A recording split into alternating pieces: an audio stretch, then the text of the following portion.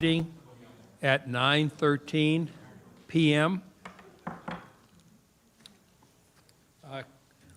Remaining on the agenda is the one action item that we, Sorry, we didn't finish. We just need to wrap up the foundation conversation. oh, we do? I was hopeful that we had wrapped it up, but, I'm so sorry. I don't We think we can wrap voted, it up though. quickly, but we need to wrap it okay, up. wrap it up. I just have a couple things. I know, and I listened to what the board members said, and, points well taken on the committee and who will be involved in the meeting being noticed and so forth, but I think back to how this started, and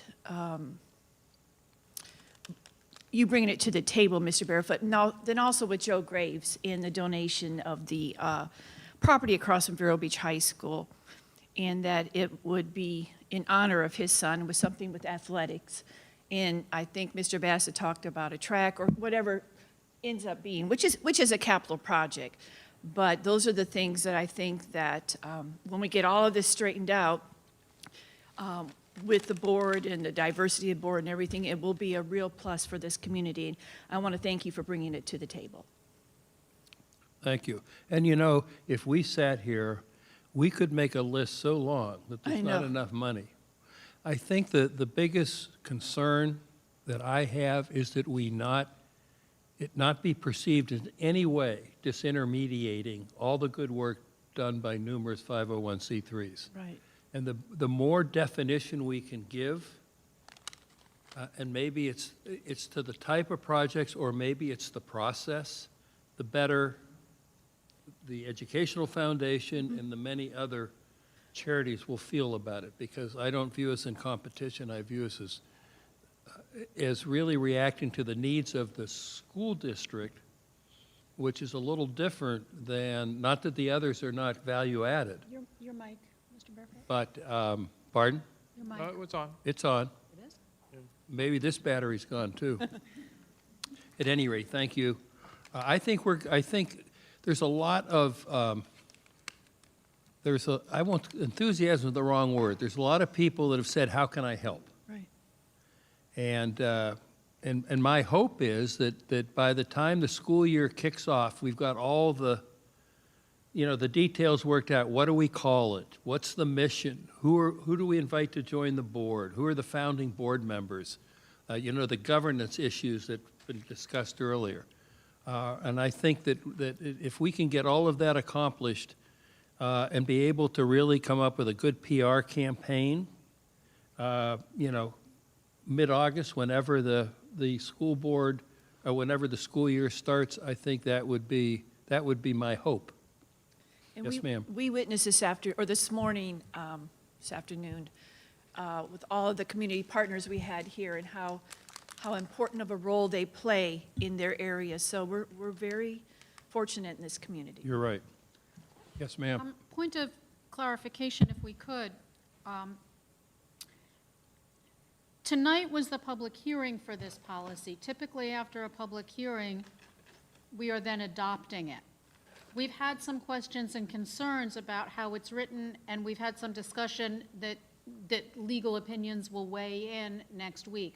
So I'm not clear if we are adopting this the way it is, or if, based on conversation, we're going to bring it back for adoption at another point. My suggestion, and I'll defer to Dr. Moore and Ms. Reichman, is that we can amend, I believe, the policy based on all the things we talked about that have to be addressed. It's the details. The devil's in the details.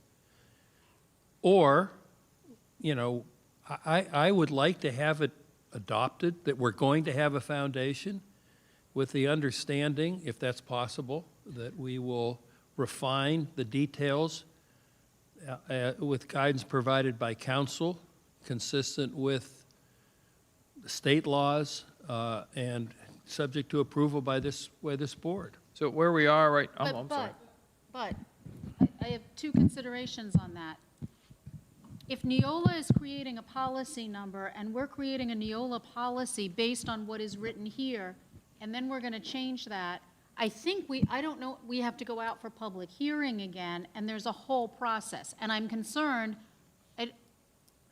about having to do that whole process twice. If we adopt now and then we amend, we have to put it out for public hearing, we have to wait 28 days, like all of that. So that's a little more complicated. Well, how would you suggest we handle this? Okay, so it's just legally reviewed? Yes. Okay. Well, typically, this is a very general policy, and so that would allow you a lot of flexibility in how you set it up with, your board of directors and whatnot.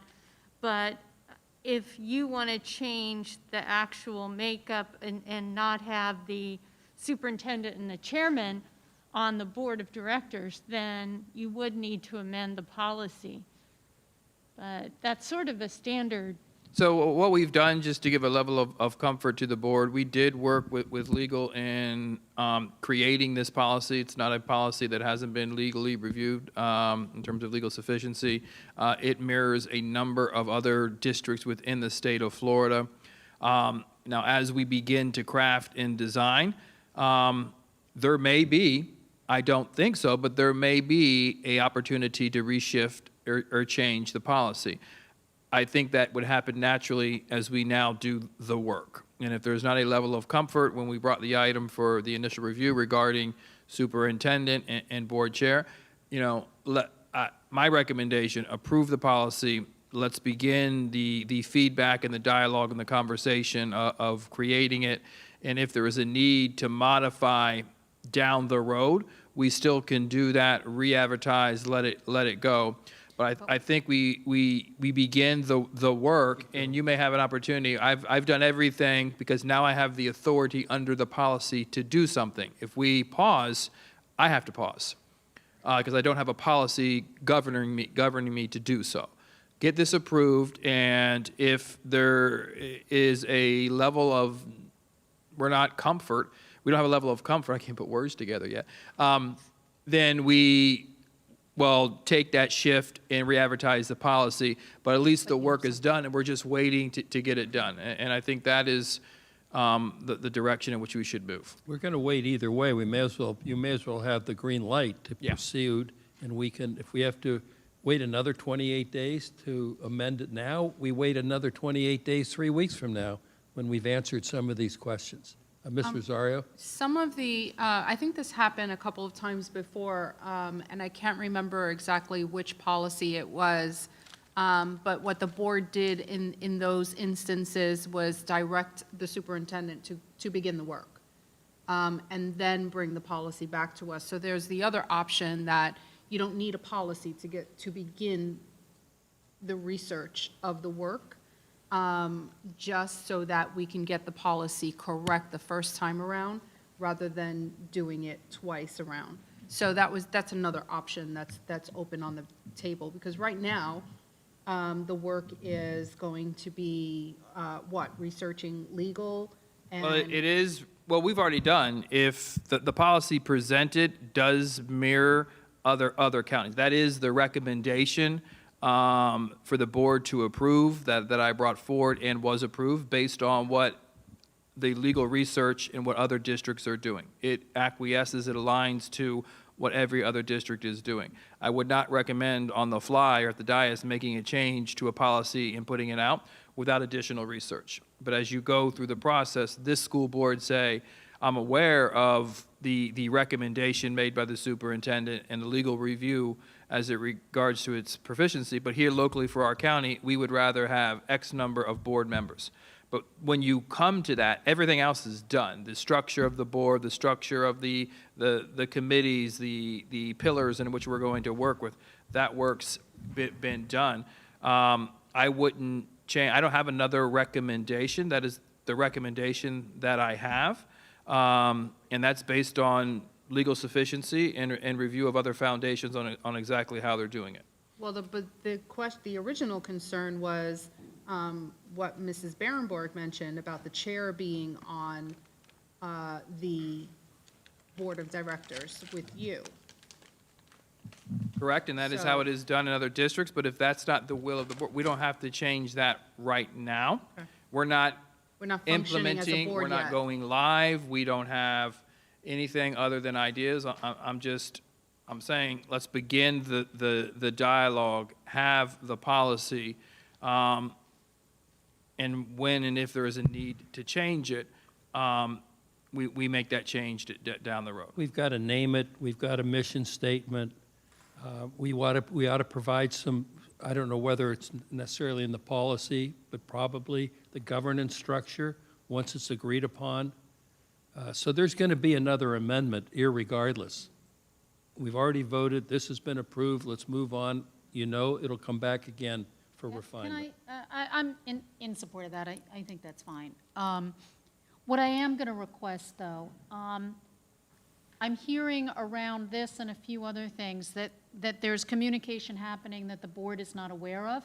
So I'm going to make a request, please, that you, that somebody let us know what happens at this meeting on Monday, and that we get regular and complete information and documentation of that. We can communicate in a way, it can either go through Nancy, or if a communication can go out, and as long as we don't reply to it, there is no violation. But whenever, I'm going to request that when the chair is communicating on behalf of the board, either with the NAACP or with the lawyers or in regard to this, that the board be notified of those communications. So maybe just a recommendation from my office, and it's not just with the superintendent, as each board member defines their areas of expertise, whether it be early. I have a number of conversations with board members regarding their areas of interest. When those conversations supersede just the dialogue between me and the board member, and we're attending or interacting with outside staff, maybe it's just an additional assurance I give board members. This is a meeting that I had with board member X. This is the content that was being done, because it's just not this scenario. There's other scenarios in which a new system that I can create when I have those conversations with public and a board member, that might be a way to ensure that no one's feeling as if one board member is doing something without the consent or knowledge of others. And that falls upon me to make sure I'm providing that notification. I would talk with legal. I don't know if that would violate sunshine, because there was It's a one-way communication, it's no. fine. and that's okay? As long Okay. as we don't reply and we don't engage, it's fine. And the superintendent is not, I mean, there wouldn't be a violation. He can share with us No. via these bulleted points what he's discussed with other board members?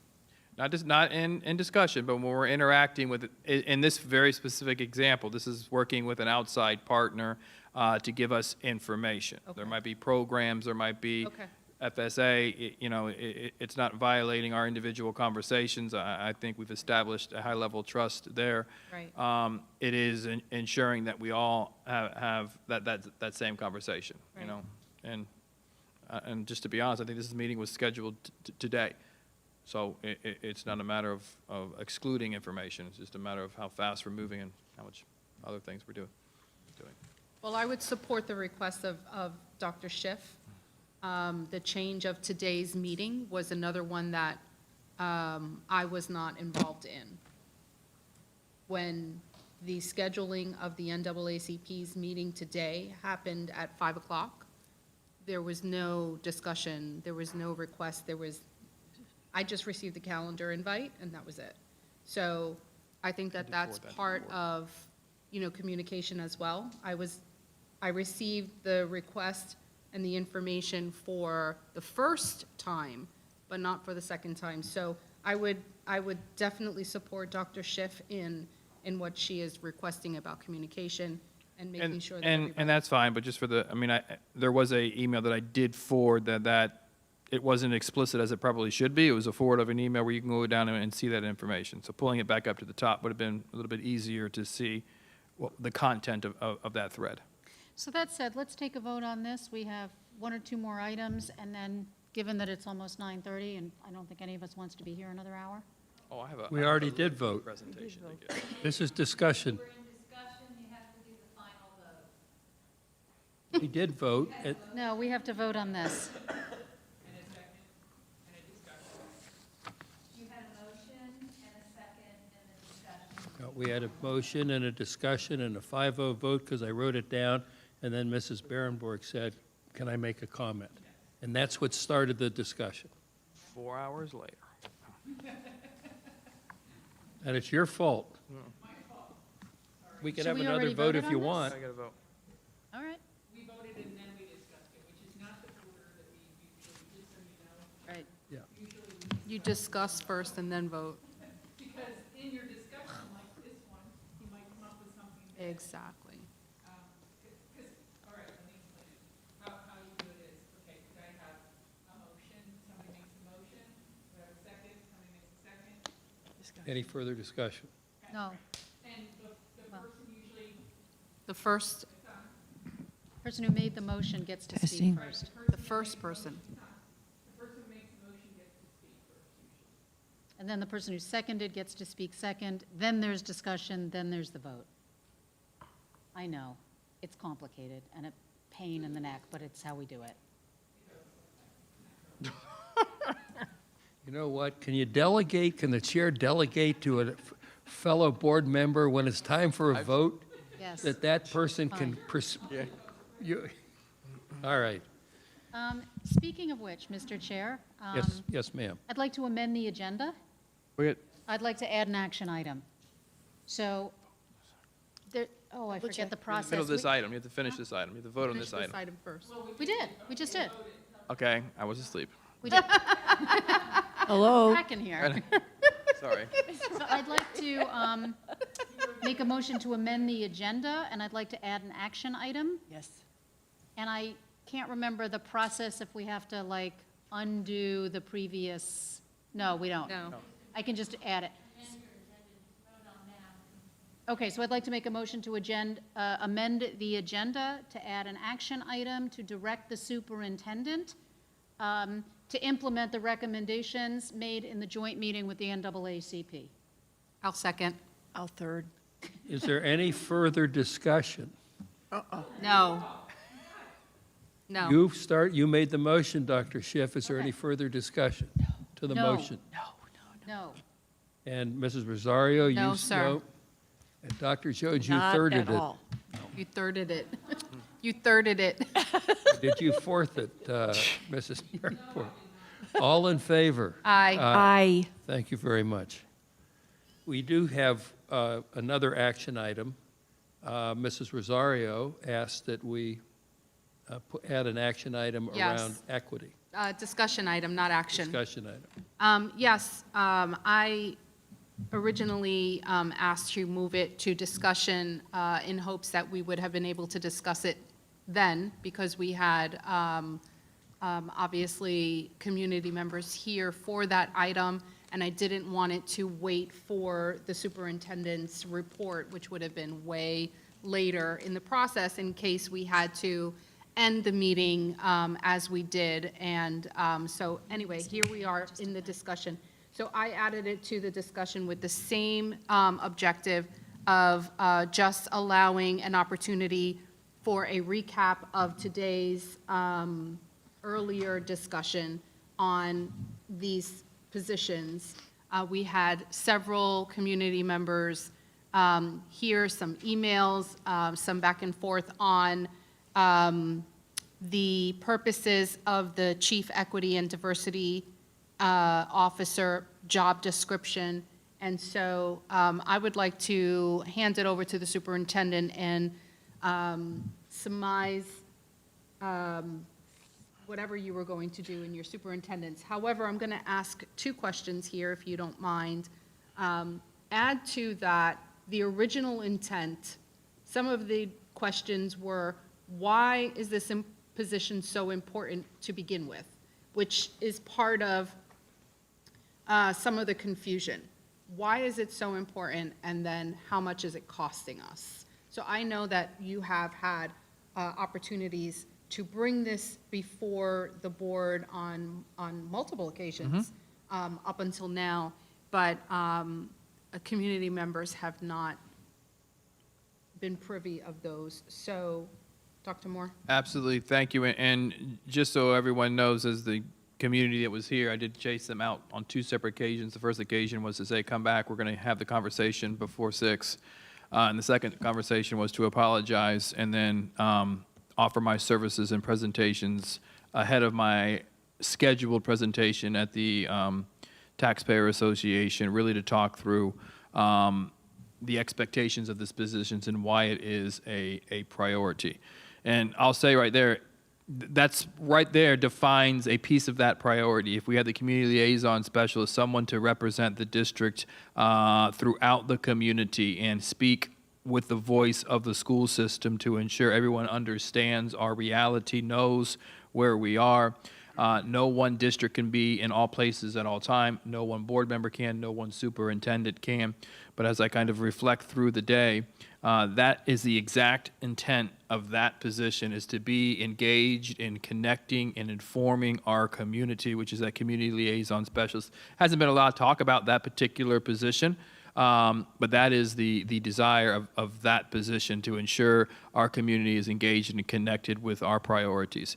As it relates to the equity and diversity position, it's been a number of conversations here at the board. I think the board understands the volume of work that is required to move this work forward in an effective and meaningful way. I'm not going to summarize the conversations that took place. If individuals watch this, they can see in total.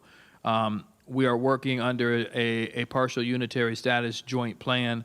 There's been a significant amount of work that's been done around that specific plan. Yet there's still a great deal of frustration by the NAACP as it relates to the structure and organization of that particular plan. And I will say, by no means is that reflective of the quality or the volume of work district staff is doing. But it is ensuring that we have a system in place to keep equity and diversity at the forefront of the school system. And I'll give an example. Upon my arrival, the overall total allocation per student funding at Beachland was more than it was at Dodgertown.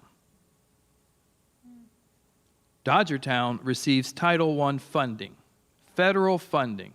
Yet when you looked at per pupil spending, all revenue sources, you put it together, and then you compared it to Dodgertown, a Title I school, those students received less. And I put that in my town hall meeting when I went through to make the example. That was pre-COVID. Mr. Fagan created SAM, ensured those who need will receive. We put that in place, and now you see positions allocated based on need, not zip code. And we're glad that we've done this work. But that's the area, that's one of the areas that we need to address. You know, prior to COVID, African American students were 4.5 times more likely to be suspended than a white student. Prior to COVID, students who had the exact same test scores, FSA outcomes, but one was white and one was black, one was placed in an honors class or AP class and the other was placed in a regular class. We want every single student to walk into a classroom, a building, a school, a facility of the School District of Indian River County and feel embraced, feel accepted, and know that they're part of that school community. There's work to be done. We have done significant work, but there's yet significant work yet to be done for a number of years. And the volume of work and the level of management in order to ensure that that equity is a priority across the entire system is a opportunity for us to be more effective, to ensure that volume of work. From a superintendent's perspective, there is a comprehensive strategic plan. I don't want this priority that has been my priority for the first year to shift by any sense of anyone's imagination. So creating this position ensures that there is a level of fidelity in terms of implementation, and that fidelity continues to improve in terms of the quality of work. As it relates to the expenses with the positions, for those of you on the board last year, made a commitment to reorganize the district every year. I've reorganized it twice since I've been here. Each reorganization came at a cost savings to the district. When we do that this summer, you'll realize a 2 to 3 percentage point increase. Mr. Fagan was frowning there. A 2 to 3 percentage decrease in district funding. So when you look at positions away from children at school sites, we will strategically each year look at how do we pull funds away from folks at the district to positions that are, and put them in schools. I think the contract that we just signed is a clear reflection of our commitment to putting teachers first. Now, in each year, you create your district aligned to the realities of that particular year. So these district or this position or any new positions will not cost the district more money. It, in fact, will be less money.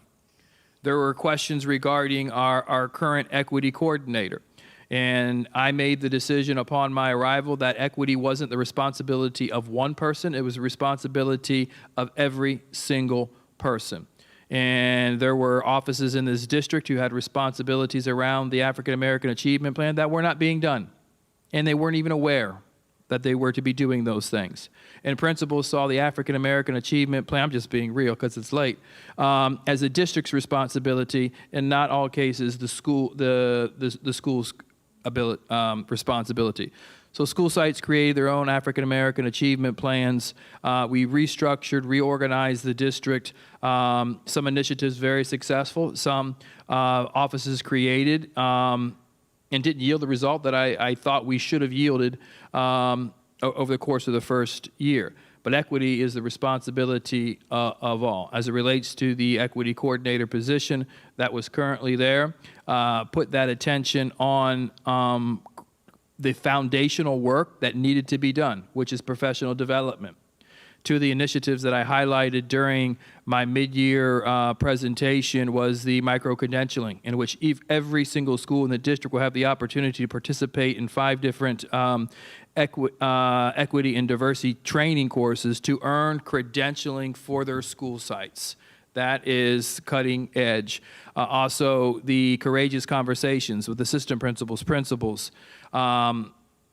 and district staff. You know, if we're to engage in these complex, difficult conversations, the same complex, difficult conversation the board just engaged with the NAACP, we as a district team need the skill set and the belief set and will set to conduct those same conversations. That's the foundational work that's being done right now, and that's putting our attention right where it needs to be, not on the politics and the bureaucracy of everything around, but keeping it on children, and would make that decision every single day of the week.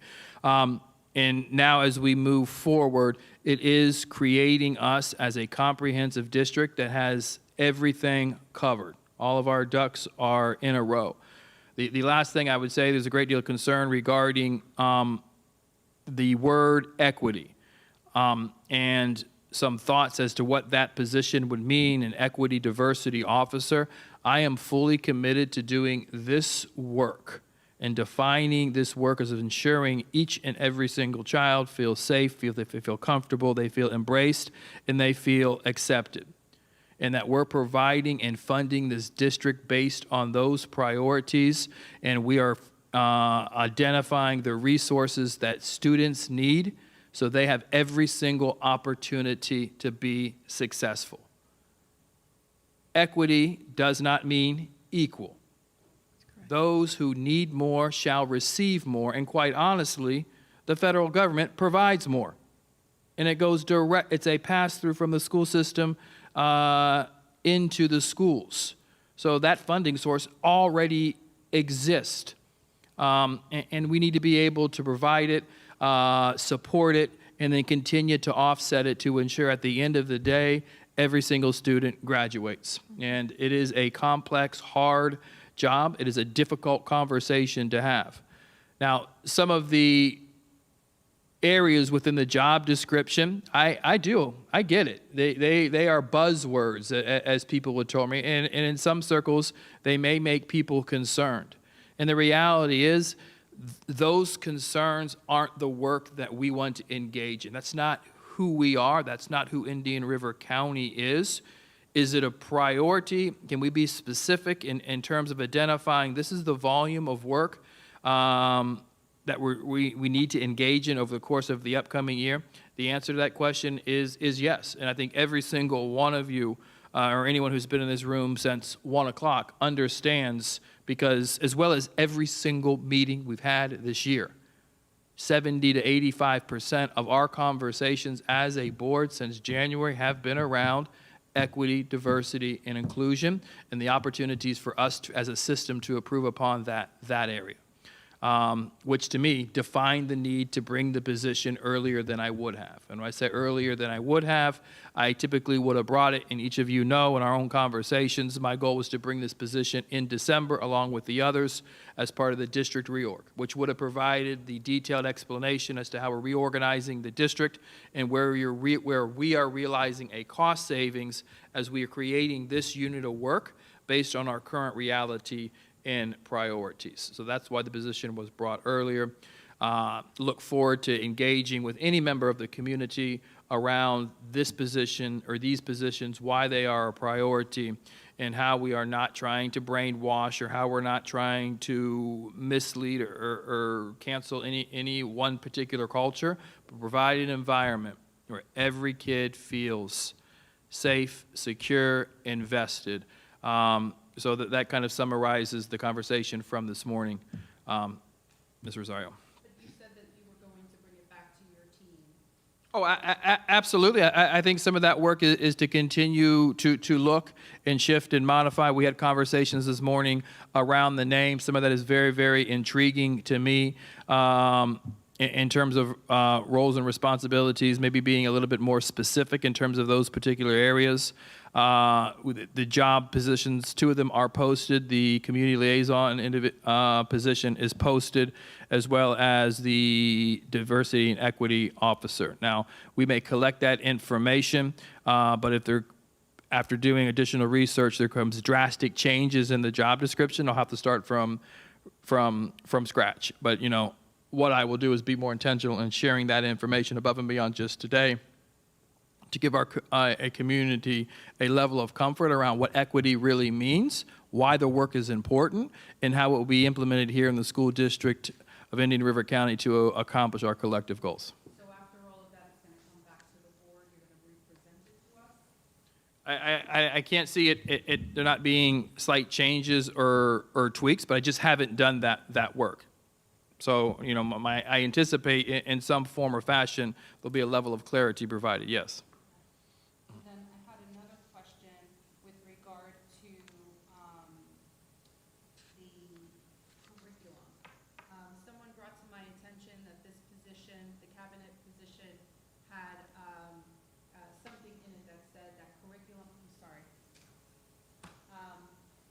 Someone brought to my attention that the cabinet level position had a responsibility that included something along the lines of infusing curriculum, equity curriculum within the schools. Now, I didn't read that. I didn't find it. Sorry. It's on. I didn't read that. I didn't see that anywhere. But can you bring a little bit of clarity to whether that is or is not within that job description? So I don't have it in front of me. I would assume that maybe it's not there. In years 1 and 2, the work is really going to focus in around the structures, the level of accountability, the implementation, the interaction with NAACP, the facilitation of data requests from the equity committee. Right now, Mr. Browning is actually has been very nice to me in terms of his requests so far. But as his team goes to work, there's going to be more data requests. You don't want me as your superintendent to mismanage or mislead the district. You want everything covered, and I have to have these structures in place in order to ensure the meeting that we just experienced for a few hours doesn't repeat itself, and having the resources and the individuals available to say, I don't mean to pick on you, Mr. Browning, but, what is it that you need? Give me a little bit more level of clarity regarding this particular data request. What does it look like? Or this is found here. And it is creating a balance between keeping the main thing, and creating a strategic plan and creating units of work so that information just becomes readily available through the structure and the design. And some of that is we have made significant progress there. And we need to continue to make that significant progress in terms of, how we're looking, how we're collecting and capturing information. Thank you. Dr. Schiff? you Yeah, want- not on this topic, I'm on another topic. Are we done with this one? Anybody else want to add anything? All right. I'm sorry, I just have a slight, we did Robert's rules wrong before, and I just want to fix that. When I moved to amend the agenda, we had to vote on that, and then I had to remake the motion to direct the superintendent. We collapsed those. Okay. Yeah, so I knew it was off in the process, but I couldn't get there quick enough. So what we actually voted on, or we may need to redo, is a vote to amend the agenda. Do we need to redo that, or can we take the vote that we did as the vote to amend the agenda? I knew you did that, but it didn't seem like a big material issue, since you, by consensus, amended the agenda by making that motion. Okay. But if you want to correct it, just for the sake, you can just. I just don't want to To get amend the in trouble agenda. for having done it wrong. If we Sure, did it sure. and it's not a thing, then I'm not going to Sure, worry I about it. apologize. I didn't correct it at the time because it just seemed sort of minor, because it's just an amendment of the We've agenda. gotten in but- trouble for things before. Yeah. Yes, I know, and my cities are more relaxed. They don't follow Robert's rules, Well, but, and yeah. sometimes, when people are paying attention in this community, we get in trouble for things I that see. we think are not a big deal and may have stepped over, and then somebody Raises feels it. differently about that. Okay, yeah, so if you just want to take the vote on amending the agenda, that should solve it. All right, we'll just do it. So we have to vote to amend the agenda, and then. So I move to amend the agenda to add an action item. Any discussion? All in favor? Aye. Thank you. Okay, now I make a motion as an action item to direct the superintendent to adopt and implement the recommendations that came out of the joint meeting with the NAACP. I'll second. Any further discussion? All in favor? Aye. Motion carries. Thank you. Now, we only have 3 or 4 more things. No, just kidding. Superintendent's closing remarks. Absolutely. Thank you for engaging in a very long day. Your commitment to students is evident as we struggled through a hard day, but at the end of the day, we're in a better place. So thank you very much. All right. Members matters. I have one. I have a couple. Oh, I forgot. No, you go ahead. Yeah, doesn't matter. Okay. We received really these wonderful half dozen eggs. And I'm so excited about these. These are going to be my breakfast tomorrow. So I just wanted to give a shout out to, and let me get her name correctly, Daviona Sprague Wall. Right. So I hope I said that right. She is a 4-H member of the Lucky Clovers. She is a student at one of our schools, and she has been raising chickens and some citrus plants for the 4-H club. And so these are a result of her chickens. And of course, she gave them to us with this incredibly beautiful put-together card, a picture of her and her chickens and the citrus plants on it, really just capturing the work that she has been doing for 4-H. It's so beautifully put together, and Mom was with her, of course, her mom was with her, and her mom really shared that there is a marketing part of the work that they have to do at 4-H. So I just wanted to give her a shout out for the work that she's done. Congratulations, Daviona. I hope to see you. She is going to be at the fair this weekend starting, and just as many of the students will be there who have to show their, either their pigs or their other poultry or, you know, whatever, their cattle. So we have students who are going to be there.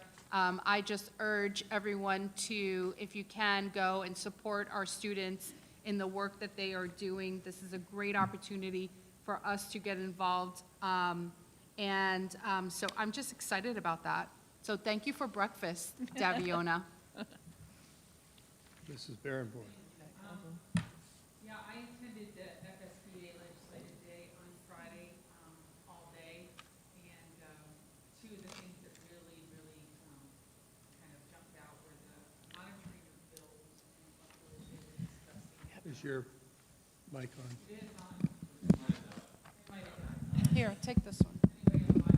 Testing. There it is. Okay, yeah, there we go.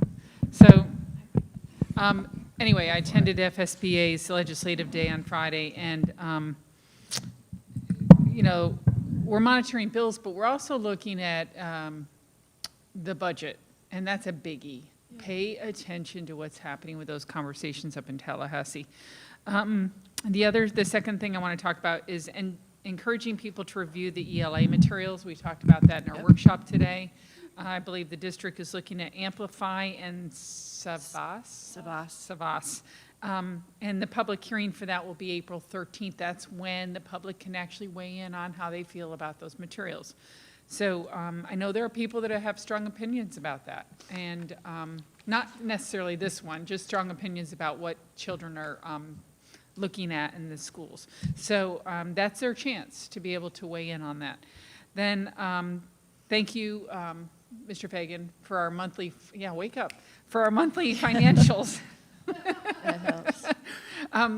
Those of you that don't know, every month we have financials that are given to us. They're posted in the consent agenda, and this very thorough. So I appreciate that, because those of you that are new on the board, Very thorough. you didn't know, but when we were first on the board, we didn't get that stuff. So we really appreciate that now.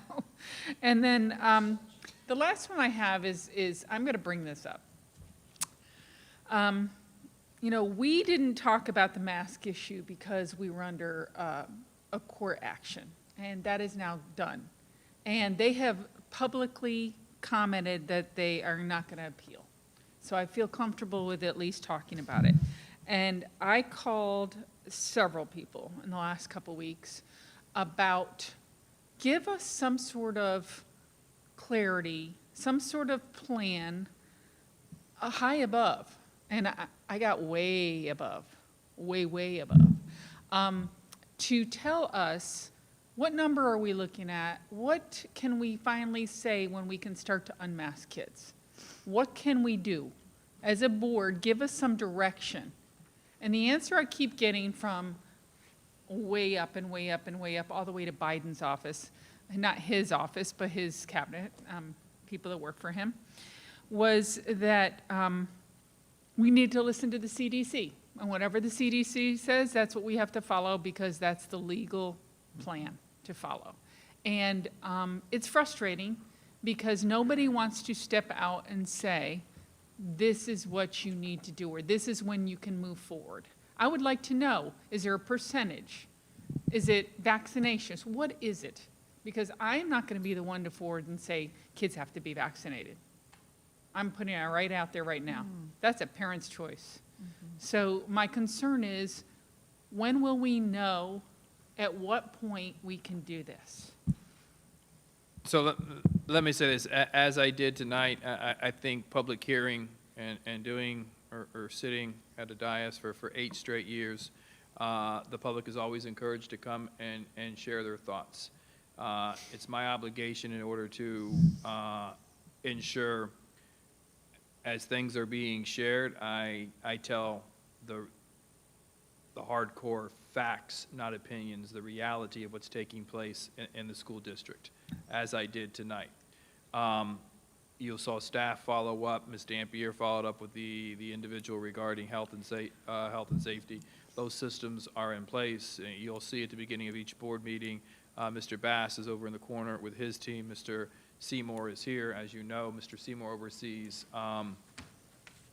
the advocacy office, so there's sometimes individuals coming he's working with, so there's a system and structure in place in order to ensure we're solving problems as individuals come, and that no one is speaking with an empty voice. And you're right, mask issue is resolved as it relates to the lawsuit, and as I informed the board, as information becomes available and school boards and superintendents begin the conversation of how to move from the current reality to what is a better sense of normal.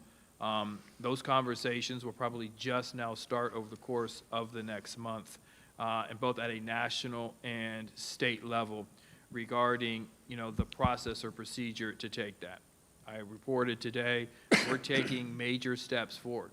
We're probably one of the first districts to have a mass event to provide the opportunity for the vaccination, and we will continue through as soon as we get the executive orders from the health department. We will continue to work with our local pediatricians. I think we've convening that in the next couple. It'll be as part of the report that comes in April, and as soon as we're able to say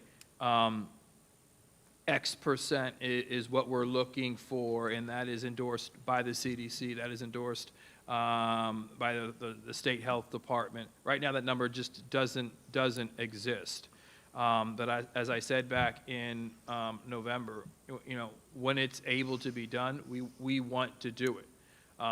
And I've said many times publicly, I don't think we should be trying to outthink or outpredict COVID. Every time anybody tries to do that, you put yourself in a situation where you made a commitment and the reality didn't play itself forward. And I think some of that was at the very, very beginning. A lot of districts, including this district, suffered from that. We believe this is the best plan, or this is the way we're looking for X, and then Y happens, and we have to shift or pivot. So the best we can do is to be honest and be forthcoming regarding, our desire is to return to normal. And as I said, at the end of public hearing, I not being selfish, but I think we're probably one of the districts that's closest to normal than most districts. And I can assure you, here on the Treasure Coast, we're the ones pushing the needle in terms of events and athletic activities and proms, because we've already made that decision. So it is saying, how do we give an experience to our kids that they can look back on, and the first thing that comes to their mind isn't going to be COVID. And last year's seniors, that's what it's going to be. This year's seniors, it'll be a part of the conversation, but they're still having a great deal of normalcy. So it is continuing it. Now, what I'm doing, because of the lawsuit, I provided that information to the board electronically. I've got no problem saying at the beginning, the first board meeting of every month, which is when I provide it, let me have that conversation publicly, and that would be a good step in the right direction.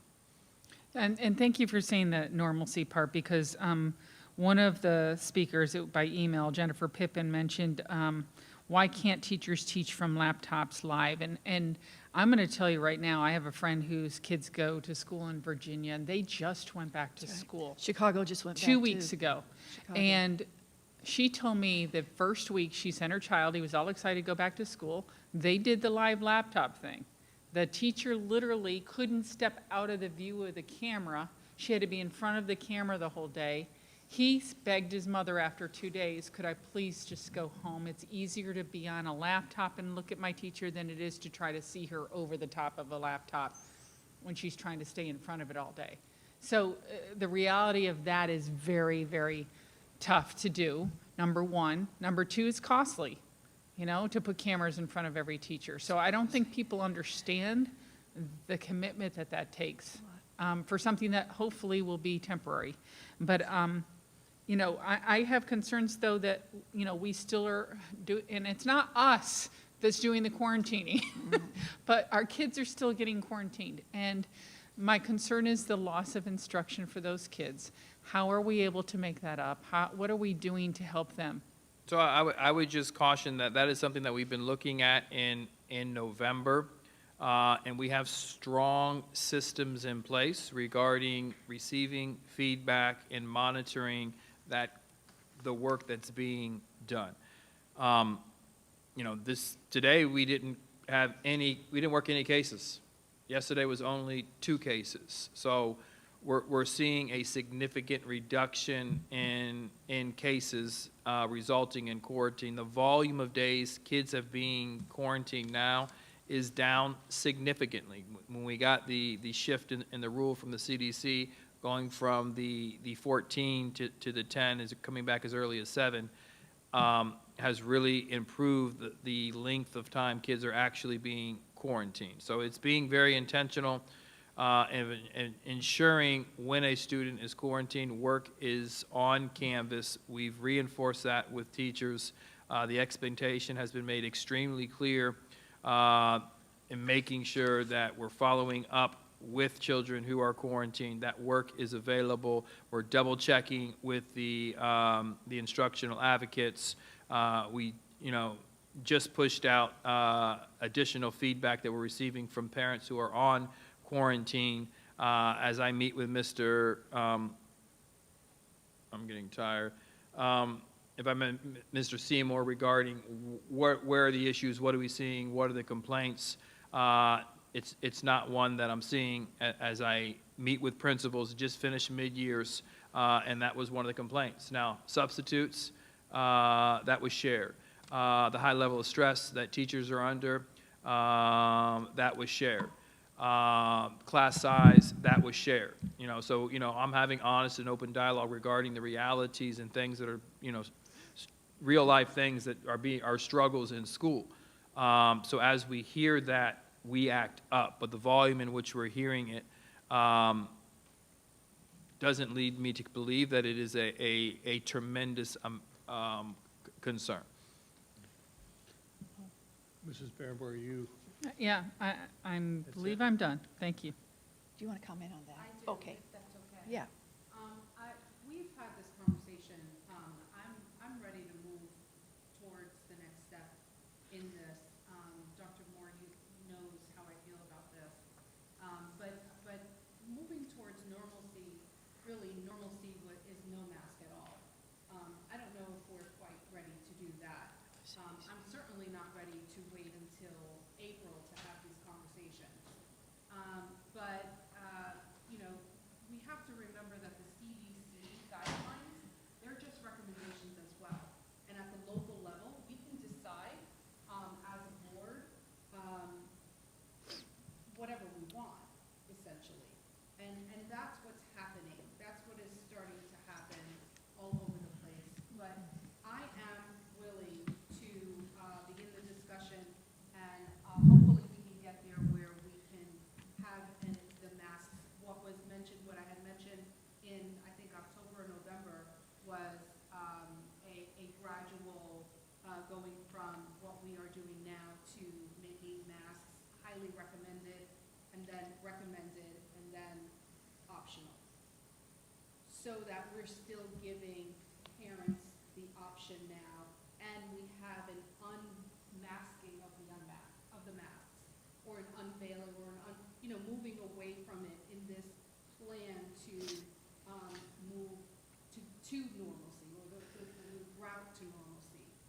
But if we can start having conversations like that rather than waiting until April for numbers that we're probably never going to receive, because the CDC, their recommendations have to be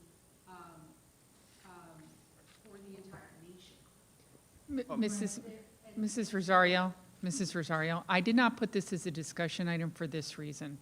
I put it as my comment at the end of the meeting.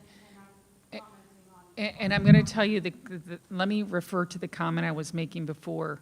When I made all these phone calls And I made phone calls to FSBA, I made phone calls to the governor's office, the lieutenant governor's office, all the way up. And consistently, they said we had to follow CDC guidelines. And I kept saying, why? Because of legal issues. Because if we step out of the guidelines of the CDC, we are stepping into an unknown territory that we could be sued about. And that does worry me because of how much money we have spent on legal fees in this district. That's my concern. Okay, so I'm willing to have those conversations. I'm also willing for us to have the conversation of getting desk guards.